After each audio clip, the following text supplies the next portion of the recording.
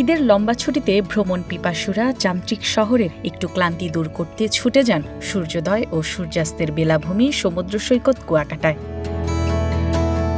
পর্যটকদের অপেক্ষায় সমুদ্র সৈকত কুয়াকাটার হোটেল মোটেল ব্যবসায়ীরা ঈদের ছুটিকে কাজে লাগিয়ে অনেকেই প্রিয়জনকে সাথে নিয়ে প্রকৃতির অপরূপ সৌন্দর্য সাগরকন্যাকে উপভোগ করবেন। পর্যটন শিল্পের সাথে জড়িত ব্যবসায়ীরা জানান, ঈদের 2 দিন আগে থেকে টানা 10 দিন পর্যন্ত তাদের হোটেল মোটেল বুকিং রয়েছে। তাই পর্যটকদের বরণ করতে চলছে শেষ মুহূর্তে ধোয়া মোছার কাজ। ঈদ উপলক্ষে আমাদের একটা পর্যটকদের জন্য একটা ভরপুর অফার আমরা নিয়ে আসতেছি, যেটা হয়তো আমাদের পর্যটকের আমরা আশা করতেছি এবার ঈদে পর্যটকের সংখ্যা অনেক বাড়বে।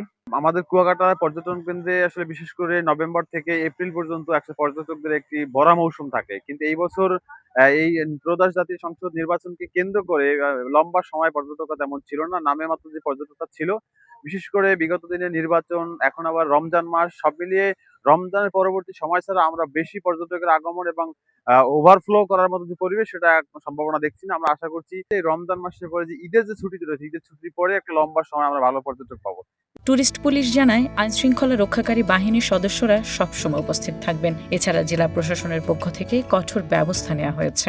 পর্যটকদের চলাচল নির্বিঘ্ন করার জন্য আমাদের কুয়াকাটায় আমাদের ট্যুরিস্ট পুলিশ রয়েছে, সাথে নৌ পুলিশের পাশাপাশি আমাদের ট্রাফিকিং ব্যবস্থা করার জন্য আমাদের ট্রাফিক পুলিশ থাকবে, যাতে পর্যটন এরিয়া এবং যে আমাদের যে ট্যুরিস্টরা আসবেন তারা নির্বিঘ্নে তাদের ঈদ উদযাপন করতে পারে, তারা উপভোগ করতে পারে।